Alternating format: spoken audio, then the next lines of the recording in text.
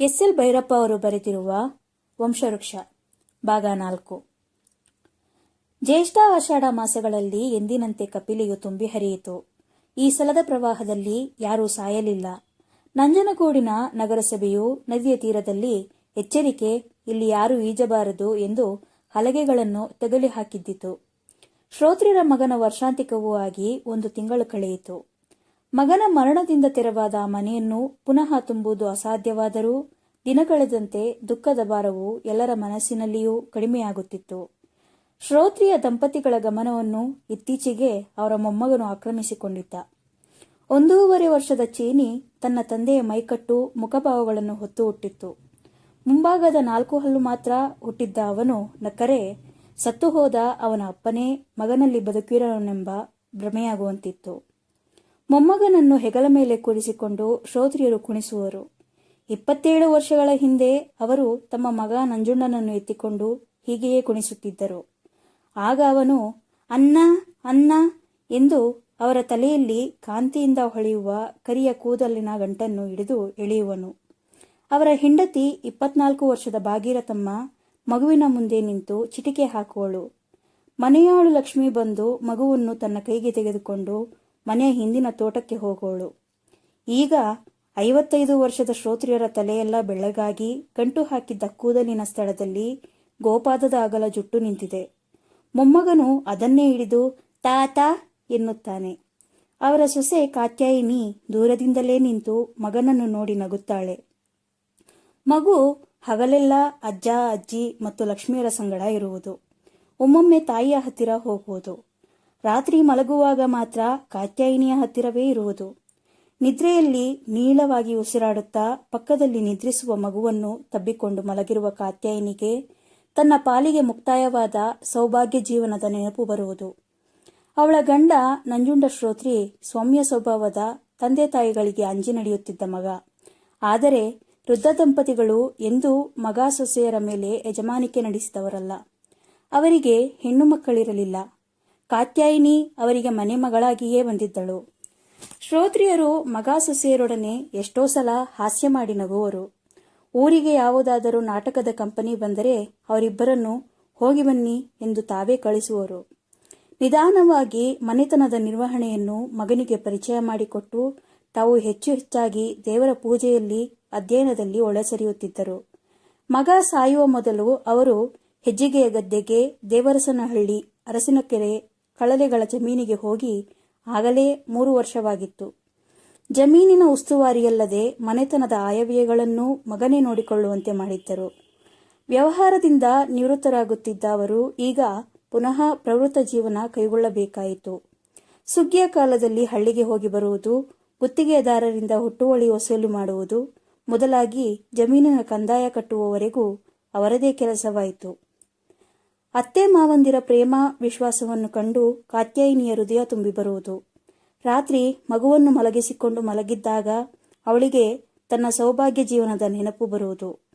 ಪತಿ ಇದ್ದಾಗ ಅವನೊಡನೆ ಆಡುತ್ತಿದ್ದ ಸರಸ ಸಲ್ಲಾಪ, ಭೋಗ ಜೀವನ, ತನಗಾಗಿ ಅವನು ಎಷ್ಟೋ ಸಲ ಹುಚ್ಚನಾಗುತ್ತಿದ್ದುದು. ಹಳ್ಳಿಗೆ ಹೋದ ಅವನು ಮನೆಗೆ ಬರುವುದು ನಿಧಾನವಾದರೆ ಅವಳು ಕಾತರದಿಂದ ಬಾಗಿಲ ಕಡೆಗೆ ನೋಡುತ್ತಿದ್ದುದು ಅವಳ ಸ್ಮೃತಿಯಲ್ಲಿ ಮರಳಿ ಬರುವುದು. ನಿದ್ರೆ ಬಾರದೆ ಅವಳು ಬೇರೊಂದು ಮಗ್ಗುಲಿಗೆ ಹೊರಳಿದಾಗ ಅತ್ತೆ ಕೇಳುವರು, ನಿದ್ರೆ ಬರ್ಲಿಲ್ವೇ ಮಗು?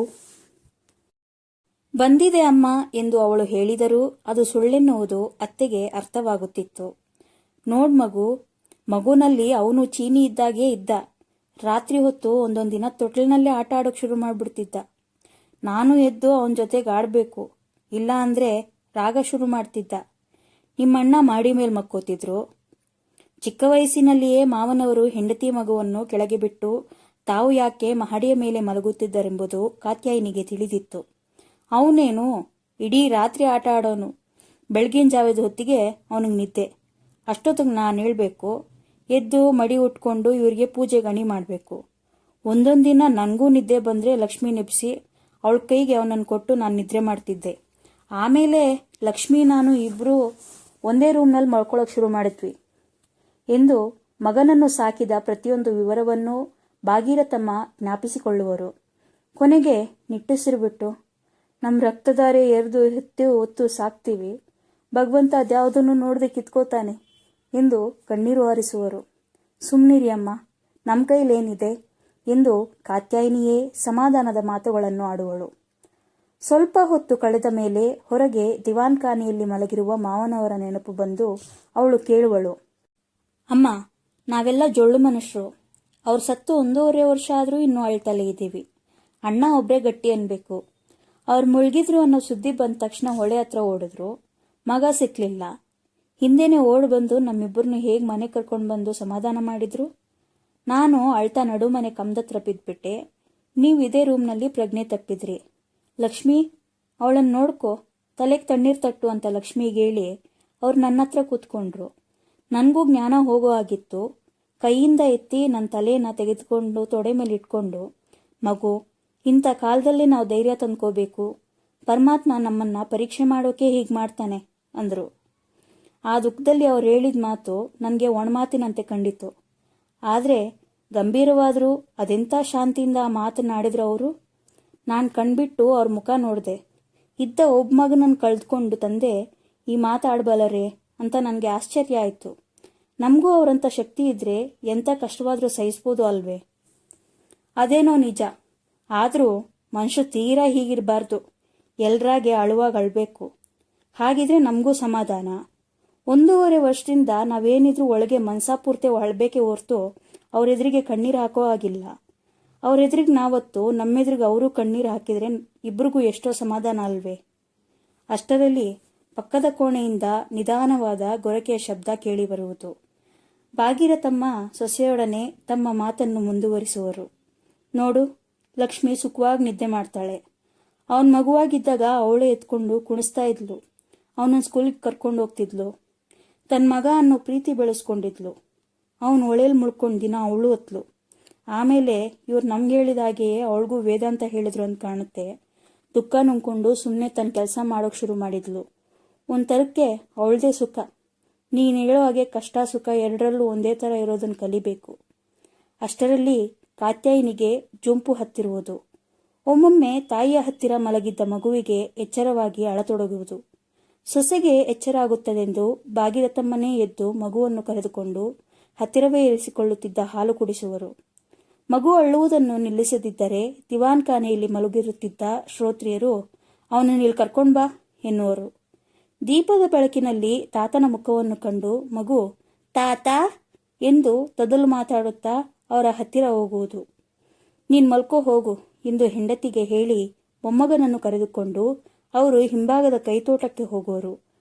ಬಾನಿನಲ್ಲಿ ಮಿನುಗುವ ತಾರೆಗಳನ್ನು ತೋರಿಸುತ್ತಾ ಸ್ವಲ್ಪ ಹೊತ್ತು ಶತಪಥ ಹಾಕುವುದರಲ್ಲಿ ನಿದ್ರೆ ಬಂದು ಮಗು ಅವರ ಭುಜದ ಮೇಲೆಯೇ ಒರಗುವುದು. ಅವರು ನಿಧಾನವಾಗಿ ಒಳಗೆ ಬಂದು ತಮ್ಮ ಹಾಸಿಗೆಯ ಮೇಲೆ ಮಲಗಿಸಿ ಅದಕ್ಕೆ ಶಾಲು ಹೊದಿಸುವರು. ಪುನಃ ನಿದ್ರೆ ಬಂದರೆ ಮಾತ್ರ ಅವರು ಮಲಗುತ್ತಿದ್ದುದು. ಇಲ್ಲವಾದರೆ ಮಹಡಿಯ ಮೇಲಿನ ತಮ್ಮ ಅಧ್ಯಯನದ ಕೋಣೆಗೆ ಹೋಗಿ ದೀಪ ಹೊತ್ತಿಸಿ ಕೋರುತ್ತಿದ್ದರು. 2 ವರ್ಷ ತುಂಬುವ ವೇಳೆಗೆ ಚೀನಿಯನ್ನು ಹಿಡಿಯುವುದು ಯಾರಿಗೂ ಸಾಧ್ಯವಾಗುತ್ತಿರಲಿಲ್ಲ. ಲಕ್ಷ್ಮೀ ಸದಾ ಅವನ ಹಿಂದೆಯೇ ಇರುತ್ತಿದ್ದರೂ ಅವನು ಎಲ್ಲರ ಕಣ್ಣನ್ನು ತಪ್ಪಿಸಿ ಬೀದಿಯಲ್ಲಿ ನಡೆದು ಹೋಗಿಬಿಡುತ್ತಿದ್ದ. ಒಂದು ದಿನ ದೇವಸ್ಥಾನದ ಪೌಳಿಯ ಒಳಗೆ ಹೋಗಿ ಮನೆಗೆ ಬರುವ ದಾರಿ ತಿಳಿಯದೆ ಅಳುತ್ತಾ ಒಳಗೆ ಸುತ್ತು ಹಾಕುತ್ತಿದ್ದ. ದೇವಸ್ಥಾನದ ವಾಲಗದವರು ಗುರುತಿಸಿ ಮನೆಗೆ ತಂದು ಬಿಡುವುದರಲ್ಲಿ ಶ್ರೋತ್ರಿಯರು ಇಡೀ ಬೀದಿಯನ್ನು ಹುಡುಕಿದ್ದರು. ಲಕ್ಷ್ಮಿ ಮನೆಯ ಹಿಂದೆಯೇ ಹರಿಯುತ್ತಿದ್ದ ಗುಂಡಲ ಹೊಳೆಯ ದಡವನ್ನೆಲ್ಲ ಸುತ್ತಿ ಬಂದಳು. ಮಧ್ಯಾಹ್ನದ ಬಿಸಿಲಿನಲ್ಲಿ ಅವನು ಹೊರಗೆ ಹೋಗುವುದನ್ನು ತಪ್ಪಿಸಲು ಮನೆಯ 2 ಕಡೆಯ ಬಾಗಿಲುಗಳನ್ನು ಮುಚ್ಚಿಬಿಡುತ್ತಿದ್ದರು. ಫಾಲ್ಗುಣ ಮಾಸದಲ್ಲಿ ಒಂದು ಮಧ್ಯಾಹ್ನ ಅವನು ತಪ್ಪಿಸಿಕೊಂಡು ಮನೆಯಿಂದ ಹೊರಗೆ ಹೋಗಿಬಿಟ್ಟ. ಸಂಜೆ 4 ಗಂಟೆಯವರೆಗೂ ಸುಳಿವು ಸಿಕ್ಕಲಿಲ್ಲ. ಅಕಸ್ಮಾತ್ ಹೊಳೆಯ ಹತ್ತಿರ ಇರಬಹುದೇ ಎಂದು ಯೋಚಿಸಿ ಶ್ರೋತ್ರಿಯರು ಮಣಿಕರ್ಣಿಕಾ ಘಟ್ಟಕ್ಕೆ ಹೋದರು. ಪೂರ್ವ ಭಾಗದಲ್ಲಿ ಗುಂಡಲ ಹೊಳೆಯೂ ಕಪಿಲೆಯೂ ಸೇರುವ ಮರಳಿನ ಮೇಲೆ ಕಪ್ಪೆಯ ಗೂಡು ಕಟ್ಟಿಕೊಂಡು ಚೀನಿ ಆಡುಗಳನ್ನು ಕಾಯುವ ಚಿಕ್ಕ ಹುಡುಗರ ಜೊತೆ ಆಡುತ್ತಿದ್ದ. ಹತ್ತಿರ ಬಂದ ತಾತನನ್ನು ಕಂಡು ಅವನೇ "ನನ್ಗೂ ದೊಡ್ಡದು" ಎಂದು ಹೇಳಿದ. ಮಧ್ಯಾಹ್ನದಿಂದ ಬಿಸಿಲಿನಲ್ಲಿಯೇ ಇದ್ದು ಅವನ ಮೈಯೆಲ್ಲ ಬೆವತು ಒದ್ದೆಯಾಗಿತ್ತು. ನಡುವೆ ಬಾಯಾರಿದಾಗ ಹತ್ತಿರವೇ ಮರಳಿನಲ್ಲಿ ನಿಂತಿದ್ದ ನೀರನ್ನು 4 ಸಲ ಕುಡಿದಿದ್ದ. ಮೊಮ್ಮಗನನ್ನು ಎತ್ತಿಕೊಂಡು ಶ್ರೋತ್ರಿಯರು ಮನೆಗೆ ಬಂದರು. ಮಗುವನ್ನು ಸರಿಯಾಗಿ ನೋಡಿಕೊಳ್ಳುವುದಿಲ್ಲವೆಂದು ಆ ದಿನ ಮನೆಯ ಎಲ್ಲರ ಮೇಲೂ ಕೋಪಿಸಿಕೊಂಡರು. ಮನೆಯಿಂದ ಹೊರಗೋದ್ರೆ ನಿನ್ ಕಾಲ್ ಕಟ್ ಹಾಕ್ತೀನಿ ಎಂದು ಮಗುವನ್ನೂ ಗದರಿದರು. ತಾಯಿಯ ಪಕ್ಕದಲ್ಲಿ ಮಲಗಿದ್ದ ಮಗು ಆ ರಾತ್ರಿ 10 ಗಂಟೆಯ ವೇಳೆಗೆ ಭಾರವಾಗಿ ಉಸಿರಾಡುತ್ತಿತ್ತು. ಹಣೆಯ ಮೇಲೆ ಕೈಯಿಟ್ಟು ನೋಡಿ ಕಾತ್ಯಾಯಿನಿ ಅತ್ತೆಗೆ, ಅಮ್ಮ, ಚೀನಿಗೆ ಜ್ವರ ಬಂದಿದೆ ನೋಡಿ ಎಂದಳು.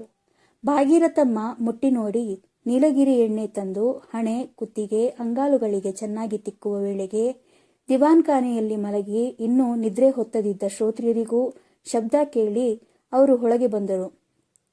ಮಗು ನಿದ್ರೆ ಮಾಡುತ್ತಲಿತ್ತು. ಬೆಳಗ್ಗೆ ಮಾತ್ರೆ ತೆಗೆದು ಹಾಕೋಣ ಎಂದು ಹೇಳಿ ಅವರು ಹೊರಗೆ ಹೋದರು. ಮರುಬೆಳಗ್ಗೆ ಶ್ರೋತ್ರಿಯರು ಕಳಲೆಗೆ ಹೋಗಬೇಕಾಗಿತ್ತು. ಮಗುವಿಗೆ ಜ್ವರವೂ ಬಿಟ್ಟಿತ್ತು. ಅವನಿಗೆ ಕಸ್ತೂರಿ ಮಾತ್ರೆ ಹಾಕುವಂತೆ ಹೇಳಿ ಅವರು ಸ್ನಾನ ತಿಂಡಿಗಳನ್ನು ಮುಗಿಸಿ ಹೊರಟರು. ಎಚ್ಚೆತ್ತ ಹುಡುಗ ಎಂದಿನಂತೆ ಕುಣಿಯಲು ಪ್ರಾರಂಭಿಸಿದ. ರಾತ್ರಿ ತಾವು ಪಟ್ಟಿದ್ದ ಆತಂಕಕ್ಕೆ ಇನ್ನು ಕಾರಣವಿಲ್ಲವೆಂದು ತಿಳಿದು ಭಾಗೀರಥಮ್ಮ, ಕಾತ್ಯಾಯಿನಿಯರು ನೆಮ್ಮದಿಪಟ್ಟರು. ಅತ್ತೆ ಒಳಗಿನ ಕೆಲಸದಲ್ಲಿದ್ದರು. ಮಗುವನ್ನು ನೋಡಿಕೊಳ್ಳಲು ಅತ್ತೆಗೆ ಹೇಳಿ ಕಾತ್ಯಾಯಿನಿ ಹಿತ್ತಲ ಕಡೆ ಬಾವಿಯ ಹತ್ತಿರ ಬಟ್ಟೆ ಒಗೆಯಲು ಹೋದಳು. ಅವಳು ಬಟ್ಟೆ ಒಗೆದು ಒಳಗೆ ಬಂದಾಗ ಚೀನಿ ಇರಲಿಲ್ಲ. ಆಗಲೇ ತಪ್ಪಿಸಿಕೊಂಡು ಹೊರಟು ಹೋಗಿದ್ದ. ಗಾಬರಿಯಿಂದ ಕಾತ್ಯಾಯಿನಿ ಹುಡುಕಲು ಹೊರಟಳು. ಅಷ್ಟರಲ್ಲಿ ಲಕ್ಷ್ಮಿ ಮನೆಯ ಹಿಂಭಾಗದಿಂದ ಮಗುವನ್ನು ಕರೆದುಕೊಂಡು ಬಂದು ಹೇಳಿದಳು, ದನ ಹೊಡೆದು ಬರೋಕ್ಕೆ ಅಂತ ಹೋಗಿದ್ದೆ. ದಾರಿಯಲ್ಲಿ ನೋಡಿದ್ರೆ ಗುಂಡಲಹೊಳೆ ನೀರಿನಲ್ಲಾಡ್ತಾ ಇದ್ದ. ಬೇಸಿಗೆಯಲ್ಲಿ ಗುಂಡಲ ಹೊಳೆಯಲ್ಲಿ ಹೆಜ್ಜೆ ಮುಳುಗುವಷ್ಟು ಮಾತ್ರ ನೀರು ಮರಳಿನ ಒಂದು ಮೂಲೆಯಲ್ಲಿ ಹರಿಯುತ್ತಿರುತ್ತದೆ. ಮಕ್ಕಳು ಸಹ ಮುಳುಗುವ ಭಯವಿರುವುದಿಲ್ಲ. ಅತ್ತೆ ಸೊಸೆಯರಿಬ್ಬರೂ ಪುನಃ ಮನೆಯ 2 ಭಾಗದ ಬಾಗಿಲುಗಳನ್ನು ಮುಚ್ಚಿದರು. ಆದರೆ ಮಧ್ಯಾಹ್ನ 3 ಗಂಟೆಯ ವೇಳೆಗೆ ಮಗುವಿನ ಮೈ ಪುನಃ ಬಿಸಿಯಾಯಿತು.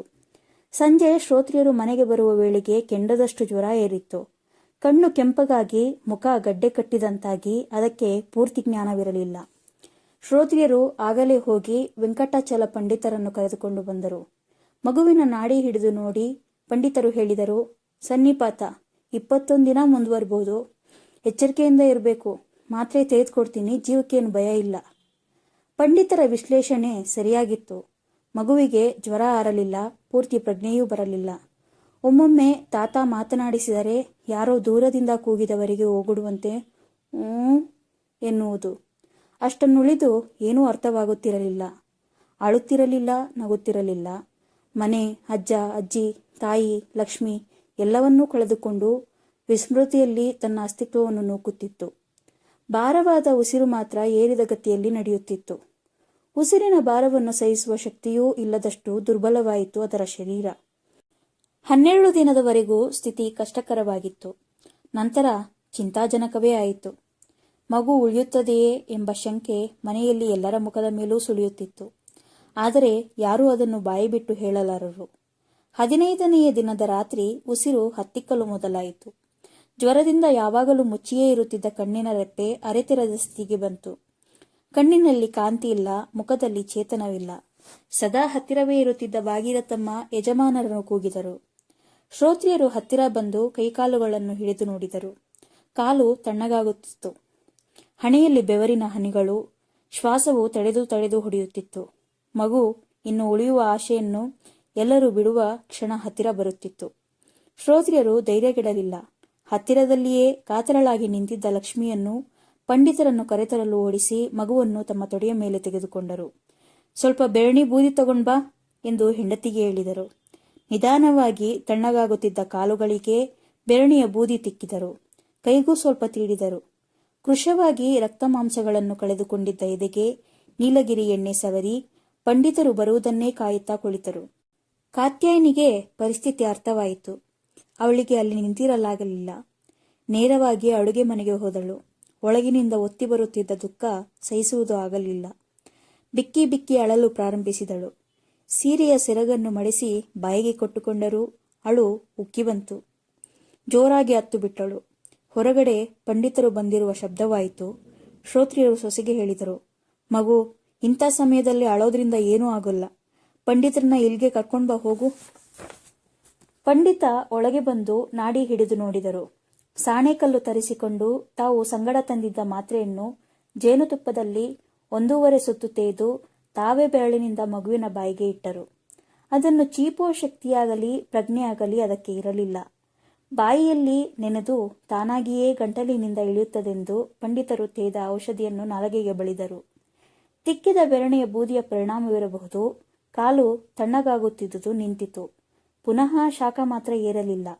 ಸುಮಾರು 2 ಗಂಟೆ ಇಲ್ಲಿಯೇ ಇದ್ದು ಪಂಡಿತರು ಒಂದು ಮಾತ್ರೆ ಕೊಟ್ಟು ಹೇಳಿದರು, ಈಗ ನಾನು ಮನೆಗೆ ಹೋಗ್ತೀನಿ. ಈ ಮಾತ್ರೆನ 7 ಗಂಟೆಗೊಂದ ಬರ್ತಿ 1.5 ಸುತ್ತನಂಗೆ ತೇಯ್ದು ನಾಲ್ಗೆಗೆ ಬಳ್ಳಿರಿ. ನಾನು ಬೆಳಗ್ಗೆ ಅಷ್ಟೊತ್ತಿಗೆ ಬರ್ತೀನಿ. ಪಂಡಿತರು ಮನೆಗೆ ಹೋದ ಮೇಲೆ ಕಾತ್ಯಾಯಿನಿ ದುಃಖವನ್ನು ಸಮಾಧಾನ ಮಾಡಿಕೊಂಡು ಮಗುವಿನ ಹತ್ತಿರ ಬಂದಳು. ಭಾಗೀರಥಮ್ಮನ ಕಣ್ಣಿನಲ್ಲಿ ನೀರು ಬಂದಿರಲಿಲ್ಲ. ಆದರೆ ಹೃದಯಸ್ತಂಭನವಾದವರ ಮುಖದಂತಿತ್ತು ಆ ವೃದ್ಧೆಯ ಮುಖ. ಲಕ್ಷ್ಮಿಯ ಹತ್ತಿರ ಬಂದು, ಶೀನಪ್ಪ, ಮಗುನ್ ನನ್ನ ತೊಡೆ ಮೇಲೆ ಮಲಗಿಸ್ಕೋತೀನಿ, ಉಪಾಯವಾಗಿಲ್ ಕೊಡು ಎಂದು ಹತ್ತಿರ ಕುಳಿತಳು. ಅಷ್ಟರಲ್ಲಿ ಏನು ಯೋಚಿಸುತ್ತಿದ್ದ ಶ್ರೋತ್ರಿಯರು, ಬೇಡ, ಅವನು ನನ್ನ ತೊಡೆ ಮೇಲೆ ಇರಲಿ ಎಂದು ಸೊಸೆಯ ಕಡೆ ತಿರುಗಿ ಹೇಳಿದರು. ದಿವಾನ್ ಖಾನೆ ಗಡಿಯಾರನ ಇಲ್ಲೇ ತಗೊಂಡ್ ಬಾ. 2 ಗಂಟೆಗೊಂದ ವರ್ತಿ ಮಾತ್ರೆ ತೆಗೆದಾಕ್ಬೇಕು. ನನಗೆ ಕಾಲಕ್ಕೆ ಸರಿಯಾಗಿ ಜ್ಞಾಪಿಸು. ಅದನ್ನ ಯಾವ ಹದದಲ್ಲಿ 1.5 ಸುತ್ತು ತೇಯ್ಬೇಕು ಅನ್ನೋದು ನಿಮಗೆ ತಿಳಿಯಲ್ಲ. ನಾನು ತೇಯ್ದು ನಾಲ್ಗೆಗೆ ಲೇಪಿಸ್ತೀನಿ. ಭಾಗೀರಥಮ್ಮ ಒಳಗಿನಿಂದ ತಾಮ್ರದ ಪಂಚಪಾತ್ರೆಯಲ್ಲಿ ಕಪಿಲೆಯ ಜಲವನ್ನು ಒಂದು ಉದ್ದರಣೆಯೊಡನೆ ತಂದರು. ಮಗುವಿಗೆ ಆರಾಮಾಗುವಂತೆ ಶ್ರೋತ್ರಿಯರು ತೊಡೆಯನ್ನು ಹಿಗ್ಗಿಸಿ ಪದ್ಮಾಸನದಲ್ಲಿ ಕುಳಿತರು. ಶ್ರೋತ್ರಿಯರದು ಆಜಾನುಬಾಹು ವ್ಯಕ್ತಿತ್ವ. ನಡುಮನೆಯ ಬಾಗಿಲಿಗೆ ತಲೆ ತಾಕುವಂತಹ ಎತ್ತರ, 60 ಸಮೀಪಿಸಿರುವ ವಯಸ್ಸಿನಲ್ಲೂ ತುಂಬಿದ ಮೈಕಟ್ಟು, ದಿನಕ್ಕೆ 20 ಮೈಲಿಯನ್ನೂ ಮೀರಿ ನಡೆಯಬಲ್ಲ ದೇಹದಾರ್ಢ್ಯ, ಅಗಲವಾದ ಮುಖದಲ್ಲಿ ಸಾತ್ವಿಕ ಕಾಂತಿಯಿಂದ ಬೆಳಗುವ ಕಣ್ಣು. ಮಗು ತೊಡೆಯ ಮೇಲಿರುವುದನ್ನು ಮರೆತವರಂತೆ ಅವರು ಉದ್ದರಣೆಯಿಂದ ಉದಕ ತೆಗೆದುಕೊಂಡು ಯಸ್ಮರೇತ್ ಪುಂಡರೀಕಾಕ್ಷಾಯ ಸಬಾಹ್ಯಭ್ಯಂತರ ಶುಚಿ ಎಂದು ಸುತ್ತಮುತ್ತಲೂ ಪ್ರೋಕ್ಷಿಸಿದರು. ನಂತರ ಆಚಮನ ಮಾಡಿ ಬಲಗೈಯಿಂದ ಯಜ್ಞೋಪವೀತದ ಬ್ರಹ್ಮಗಂಟು ಹಿಡಿದುಕೊಂಡು ಕಣ್ಣುಗಳನ್ನು ಮುಚ್ಚಿ ಮನಸ್ಸಿನಲ್ಲಿಯೇ ಗಾಯತ್ರಿ ಪಠಿಸಲು ಪ್ರಾರಂಭಿಸಿದರು. ಕಾತ್ಯಾಯಿನಿಯ ಕಣ್ಣು ಮಗುವಿನ ಮುಖವನ್ನು ವೀಕ್ಷಿಸುತ್ತಿದ್ದವು. ಭಾಗೀರಥಮ್ಮ ಲಕ್ಷ್ಮಿಯರು ಶ್ರೋತ್ರಿಯರ ಮುಖ ನೋಡುತ್ತಿದ್ದರು. ಅವರಿಬ್ಬರಿಗೂ ಒಂದು ವಿಧವಾದ ಧೈರ್ಯ ಬಂದಿತ್ತು. ಶ್ರೋತ್ರಿಯರು ಸನಾತನ ಧರ್ಮವನ್ನು ಜೀವಿಸುತ್ತಿದ್ದರು. ಅವರ ಪರಿಪೂರ್ಣ ವಿಶ್ವಾಸದ ಪ್ರಕಾರ ಮನುಷ್ಯನ ಮದುವೆಯಾಗುವುದು ಗೃಹಸ್ಥ ಧರ್ಮಕ್ಕಾಗಿ, ಗೃಹಸ್ಥನಾಗುವುದು ಈ ಲೋಕದಲ್ಲಿರುವ ತನ್ನ ಕರ್ತವ್ಯಗಳನ್ನು ಪೂರೈಸುವುದಕ್ಕಾಗಿ, ನಂತರ ಮಕ್ಕಳಾಗುವುದು ವಂಶವೃಕ್ಷದ ಕೊನೆ ಮುಂದುವರಿಯುವುದಕ್ಕಾಗಿ. ಸಂತಾನವಿಲ್ಲದೆ ಸಾಯುವ ಮನುಷ್ಯ ವಂಶವೃಕ್ಷದ ಕೊನೆಯ ಮಗನಾಗಿ ತನ್ನಿಂದ ಮುಂದೆ ಬರೀ ಶೂನ್ಯವನ್ನು ಬಿಟ್ಟು ಸಾಯಬೇಕು. ಪಿತೃಗಳಿಂದ ಪಡೆದ ಈ ಜೀವವು ಪಿತೃಋಣ ತೀರಿಸುವುದು ತನ್ನ ಸಂತಾನದ ಮೂಲಕವೇ. ಅವರಿಗೆ ತಮ್ಮ ವಂಶದ ಬಗೆಗೆ ಅಪಾರ ಅಭಿಮಾನವಿತ್ತು. ಶ್ರೋತ್ರಿಯ ವಂಶವೆಂಬುದು ಶ್ರೋತೃಗಳಷ್ಟೇ ಪುರಾತನವೆನ್ನುವುದು ಅವರ ನಂಬಿಕೆ. ಗೋಪ್ರವರ್ತಕರಾದ ಋಷಿಗಳ ಕಾಲವನ್ನು ಇಸವೆಗಳಿಂದ ಅಳೆಯುವುದು ಹೇಗೆ ಅಸಾಧ್ಯವೋ ಹಾಗೆಯೇ ಪ್ರಾಚೀನವಾದ ವಂಶದ ಪ್ರಾರಂಭದ ವರ್ಷವನ್ನು ಹೇಳಲಾಗುವುದಿಲ್ಲ. ಮಾನವನ ತಿಳುವಳಿಕೆಗಿಂತ ಹಿಂದೆ ಹೋಗುವ ವಂಶದ ಇತಿಹಾಸವನ್ನು ಯಾರೂ ಪೂರ್ಣವಾಗಿ ತಿಳಿಯಲಾರರು. ಆದರೂ ವ್ಯಕ್ತಿಯ ಗೌರವ ಅಭಿಮಾನಗಳು ತನ್ನ ವಂಶದಿಂದಲೇ ಬಂದವು ಎನ್ನುವುದು ಅವರ ವಿಶ್ವಾಸವಾಗಿತ್ತು.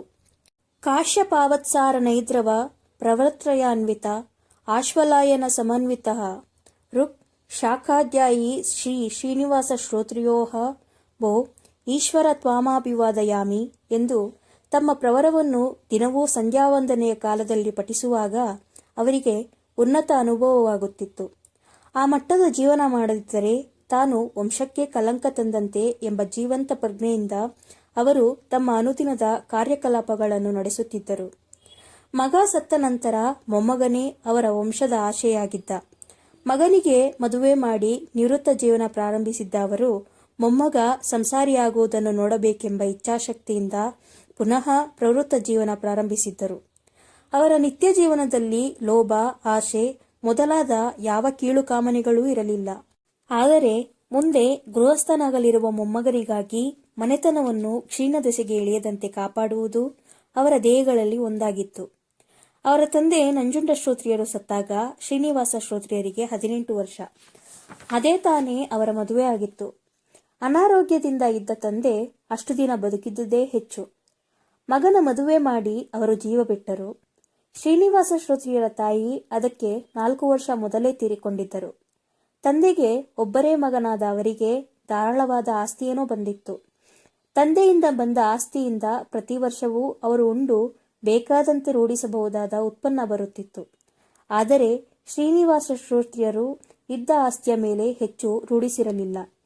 ಹಳೆಯದನ್ನು ಕಳೆದಿರಲಿಲ್ಲ.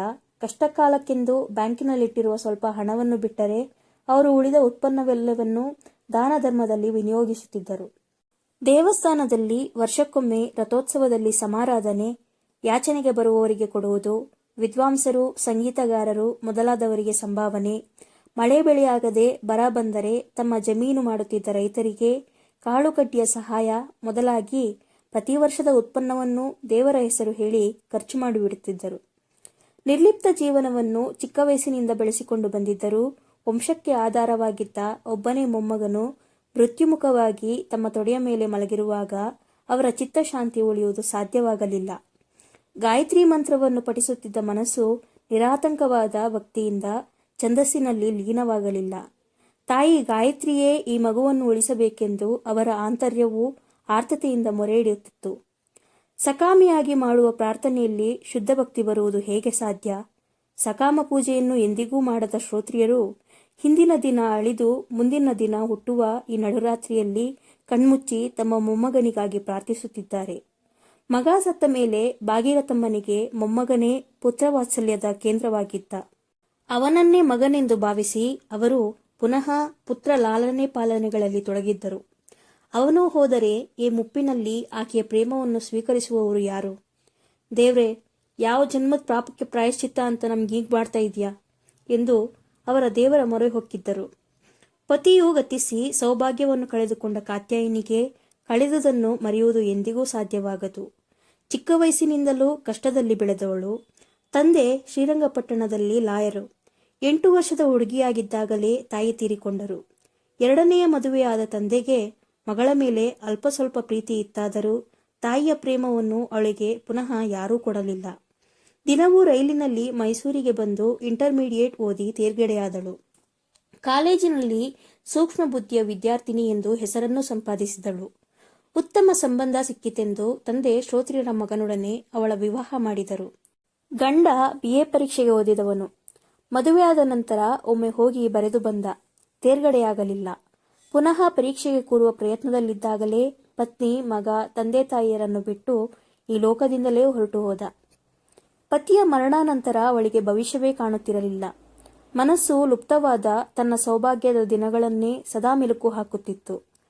ಮಗು ಕಾಯಿಲೆ ಮಲಗಿದ ನಂತರ ಅವಳಿಗೆ ತನ್ನ ಪಾಲಿಗೆ ಇನ್ನೂ ಉಪಸ್ಥಿತವಿದ್ದು ತನ್ನ ಅರಿವಿಗೆ ಮಾತ್ರ ಕಾಣದಿದ್ದ ಭವಿಷ್ಯವು ಗೋಚರವಾಯಿತು. ತನಗೊಬ್ಬ ಮಗನಿದ್ದಾನೆ, ಅತ್ತೆ ಮಾವಂದಿರಿದ್ದಾರೆ. ಮಗ ಮುಂದೆ ದೊಡ್ಡವನಾಗಬೇಕು, ಓದಬೇಕು, ಅವನೂ ಸಂಸಾರಿಯಾಗಬೇಕು. ಇದೆಲ್ಲ ತನಗೆ ಸೇರಿದ್ದಲ್ಲವೇ? ಭವಿಷ್ಯದ ಈ ಚಿತ್ರದ ಬಗೆಗೆ ಅವಳು ಇದುವರೆಗೆ ಕುರುಡಿಯಾಗಿದ್ದಳು. ಈ ಚಿತ್ರವು ನಾಶವಾಗುವ ಕಾಲ ಬಂದಾಗ ಅದು ಸ್ಪಷ್ಟವಾಗಿ ಕಾಣಲು ತೊಡಗಿತು. ಮಗು ಮಾವನವರ ತೊಡೆಯ ಮೇಲೆ ಮಲಗಿ ಕಷ್ಟದಿಂದ ಉಸಿರಾಡುತ್ತಲೇ ಇತ್ತು. ಒಳಗಿನಿಂದ ಬಂದ ದುಃಖವನ್ನು ತಾಳಲಾರದೆ ಅವಳು ಪುನಃ ಅಲ್ಲಿಂದ ಎದ್ದು ಅಡುಗೆ ಮನೆಯ ಒಳಗೆ ಹೋಗಿ ಅಳಲು ಪ್ರಾರಂಭಿಸಿದಳು. ಆ ಸಂಸಾರದಲ್ಲಿದ್ದ ಮತ್ತೊಂದು ಜೀವ ಲಕ್ಷ್ಮಿ. ಲಕ್ಷ್ಮಿಯ ತಂದೆ ತಾಯಿಯರು ಶ್ರೋತ್ರಿಯರ ತಂದೆಯ ಕಾಲದಿಂದಲೇ ಅವರ ಮನೆಯಲ್ಲಿ ಆಳುತನಕ್ಕೆ ಇದ್ದವರು. ಲಕ್ಷ್ಮಿ 15 ವರ್ಷದವಳಿದ್ದಾಗ ಶ್ರೀನಿವಾಸ ಶ್ರೋತ್ರಿಯರೇ ಹಣ ಕೊಟ್ಟು ಅವಳ ಮದುವೆ ಮಾಡಿಸಿದರು. ಆದರೆ ಅವಳ ಗಂಡ ಮದುವೆಯಾದ 4 ವರ್ಷಕ್ಕೆ ಕೊಲೆಯಾಗಿ ಹೋಗಿದ್ದ. ವಿಧವೆ ಲಕ್ಷ್ಮಿ ಪುನಃ ಶ್ರೋತ್ರಿಯರ ಮನೆಯನ್ನೇ ಸೇರಿದಳು. ಅಷ್ಟರಲ್ಲಿ ಅವಳ ತಂದೆಯೂ ತೀರಿಕೊಂಡಿದ್ದ. ಅವಳು ಹುಟ್ಟಿದಾಗಲೇ ತಾಯಿ ತೀರಿಕೊಂಡಿದ್ದಳು. ಆಗಿನಿಂದ ಲಕ್ಷ್ಮಿಯೂ ಶ್ರೋತ್ರಿಯರ ಮನೆಯಲ್ಲಿ ಒಬ್ಬಳಾಗಿ ಅವರ ಕಷ್ಟ ಸುಖಗಳಲ್ಲಿ ಭಾಗಿಯಾಗಿದ್ದಾಳೆ. ನಂಜುಂಡ ಶ್ರೋತ್ರಿಯನ್ನು ಎತ್ತಿ ಆಡಿಸಿದ್ದ ಅವಳು ಈಗ ಪುಟ್ಟ ಚೀನಿಯನ್ನು ಆಡಿಸುತ್ತಿದ್ದಳು. ಶೀನಪ್ಪ ಶ್ರೋತ್ರಿಯ ಮನಸ್ಸಿನಲ್ಲಾಗುತ್ತಿದ್ದ ಕಷ್ಟ ಸುಖಗಳನ್ನು ಸೂಕ್ಷ್ಮವಾಗಿ ಗುರುತಿಸುತ್ತಿದ್ದಳು. ಈಗ ಈ ಸಂಸಾರದ ಚಿಗುರು ಬತ್ತಿ ಹೋಗುವ ಕ್ಷಣ ಬಂದಿದೆ. ತನ್ನ ಜೀವನವನ್ನಾದರೂ ಮುಡಿಪಿಟ್ಟು ಸೇವೆ ಮಾಡುವುದನ್ನು ಅವಳು ಬಲ್ಲಳು. ಹಣೆಯ ಬರಹವನ್ನು ತಪ್ಪಿಸುವ ಶಕ್ತಿ ತನಗಿಲ್ಲವೆಂಬ ಸಂಗತಿಯನ್ನೂ ಅರ್ಥ ಮಾಡಿಕೊಂಡಿದ್ದಾಳೆ. ಆದರೆ ಶೀನಪ್ಪ ಶ್ರೋತ್ರಿಯರ ಗಾಯತ್ರಿ ಜಪದಲ್ಲಿ ಅವಳಿಗೆ ವಿಶ್ವಾಸವಿತ್ತು. ಇದ್ದುದರಲ್ಲಿ ಅನಾಸಕ್ತ ಭಾವದಿಂದ ಇದ್ದವಳೆಂದರೆ ಅವಳೊಬ್ಬಳೇ. ಇಡೀ ರಾತ್ರಿ ಯಾರೂ ಕಣ್ಣು ಮುಚ್ಚಲಿಲ್ಲ. ಎಲ್ಲರ ಮುಖವೂ ಕಳಾಹೀನವಾಗಿ ಕಣ್ಣು ಆಡಿನ ಕಣ್ಣಿನಂತೆ ಆಗಿದ್ದವು. ಬೆಳಗ್ಗೆ 6 ಗಂಟೆಗೆ ಪಂಡಿತರು ಬಂದು ಮಗುವಿನ ನಾಡಿ ಪರೀಕ್ಷಿಸಿ ಕೈಕಾಲುಗಳನ್ನು ನೋಡಿ ಹೇಳಿದರು. ಕಷ್ಟ ಕಳೀತು. ಜ್ವರ ಇರೋದೊಂದು ಬಿಟ್ಟರೆ ನಾಡಿ ಸಮವಾಗಿದೆ. ಕೈಕಾಲು ಬೆಚ್ಚಗಿದೆ. ಇವತ್ತಿಗೆ 16ನೇ ದಿನ. ಇನ್ನು 5 ದಿನಕ್ಕೆ ಜ್ವರ ಬಿಡುತ್ತೆ. ಧೈರ್ಯವಾಗಿರಿ. ನಿಜವಾಗ್ಲೂನಾ ಪಂಡಿತರೆ? ಆತಂಕದಿಂದ ಕೇಳಿದರು ಭಾಗೀರಥಮ್ಮ. ಹೌದಮ್ಮ, ಶ್ರೀಕಂಠೇಶ್ವರನ ದಯೆ ಎಂದು ಭರವಸೆ ಹೇಳಿ ಪುನಃ ತೇಯ್ದು ಕುಡಿಸಲು ಮಾತ್ರೆಗಳನ್ನು ಕೊಟ್ಟು ಒಡೆದ ಹಾಲು ಕುಡಿಸುವಂತೆ ಹೇಳಿ ಪಂಡಿತರು ಮನೆಗೆ ಹೋದರು. ಮಗುವನ್ನು ಹಾಸಿಗೆಯ ಮೇಲೆ ಮಲಗಿಸಿ ಹತ್ತಿರವಿರುವಂತೆ ಕಾತ್ಯಾಯಿನಿಗೆ ಹೇಳಿ ಶ್ರೋತ್ರಿಯರು ಸ್ನಾನಕ್ಕೆ ಹೊರಟರು. ಮುಂದಿನ 5 ದಿನ ಒಂದೇ ಸಮನಾಗಿ ಜ್ವರ ಸುಡುತ್ತಿದ್ದರೂ ಮಗುವಿನ ಶ್ವಾಸ ತಡೆಯಿಲ್ಲದೆ ಆಡುತ್ತಿತ್ತು. ಆಗಾಗ್ಗೆ ಕುಡಿಸುತ್ತಿದ್ದ ಒಡೆದ ಹಾಲು ಗಂಟಲಿನ ಒಳಗೆ ಹೋಗುತ್ತಿತ್ತು. ಮನೆಯಲ್ಲಿ ಎಲ್ಲರಿಗೂ ಧೈರ್ಯ ಬಂದಿತ್ತು. 21ನೆಯ ದಿನ ವಾಸ್ತವವಾಗಿಯೂ ಜ್ವರ ನಿಂತು ಹೋಗಿ 1-2 ದಿನದಲ್ಲಿ ಪೂರ್ತಿ ಪ್ರಜ್ಞೆಯೂ ಬಂತು. ಪ್ರಜ್ಞೆ ಬಂದಾಗ ಮೊದಲ ಬಾರಿಗೆ ಕಣ್ಣು ಬಿಟ್ಟು ಮಗು ನಿಶ್ಶಕ್ತ ಸ್ವರದಿಂದ ಕೂಗಿತ್ತು, ತಾತಾ. ಹತ್ತಿರವೇ ಇದ್ದ ಕಾತ್ಯಾಯಿನಿ ದೇವರ ಮನೆಯಲ್ಲಿದ್ದ ಶ್ರೋತ್ರಿಯರನ್ನು ಕೂಗಿದಳು. ಪೂಜೆಯನ್ನು ಅರ್ಧಕ್ಕೆ ಬಿಟ್ಟು ಓಡಿ ಬಂದ ಅವರು ಮಗುವಿನ ಹಣೆಯ ಮೇಲೆ ಕೈಯಿಟ್ಟು ಚೀನಿ ಎಂದು ಕೂಗಿದರು. ಮಗು ಪುನಃ ಮಾತನಾಡಲಿಲ್ಲ. ಆದರೆ ತಾತಾ ಕೂಗಿದುದು ಅರ್ಥವಾದ ಭಾವವು ಮುಖದ ಮೇಲೆ ವ್ಯಕ್ತವಾಯಿತು. ಸತ್ತು ಹೋಗಿದ್ದ ಮಗನು ಪುನಃ ಮಾತನಾಡಿದುದನ್ನು ನೋಡಿ ಕಾತ್ಯಾಯಿನಿಯ ಕಣ್ಣು ತುಂಬಿ ಬಂತು. ಸೊಸೆಯನ್ನು ನೋಡಿ ಶ್ರೋತ್ರಿಯರು ಹೇಳಿದರು, ಮಗು, ಸುಖಾನ ನಾವು ಹೇಗೆ ಸ್ವೀಕರಿಸ್ತೀವೋ ಹಾಗೆ ದುಃಖನೂ ಒಪ್ಕೋಬೇಕು. ಭಾವನಾ ವೇಗಕ್ಕೆ ಮನಸ್ಸು ಬಿಡೋದ್ರಿಂದ ಯಾವ ಸಾಧನೆನೂ ಆಗೋದಿಲ್ಲ. ಕಾತ್ಯಾಯಿನಿಗೆ ಮಾವನವರ ಮಾತು ಕೇಳಿಸಲಿಲ್ಲ. ಹತ್ತಿರ ಬಂದು ಮಗುವಿನ ಕೈ ಹಿಡಿದುಕೊಂಡಳು. ಇದಾದ 1 ತಿಂಗಳು ಶ್ರೋತ್ರಿಯರು ಸ್ವತಃ ಗಮನವಿಟ್ಟು ಮಗುವಿನ ಪುಷ್ಟಿಯನ್ನು ನೋಡಿಕೊಳ್ಳುತ್ತಿದ್ದರು. ಪಂಡಿತರು ಕೊಟ್ಟ ರಸಾಯನ ಲೇಹಗಳು ಕ್ರಮವಾಗಿ ಅದಕ್ಕೆ ಸೇರುತ್ತಿದ್ದವು.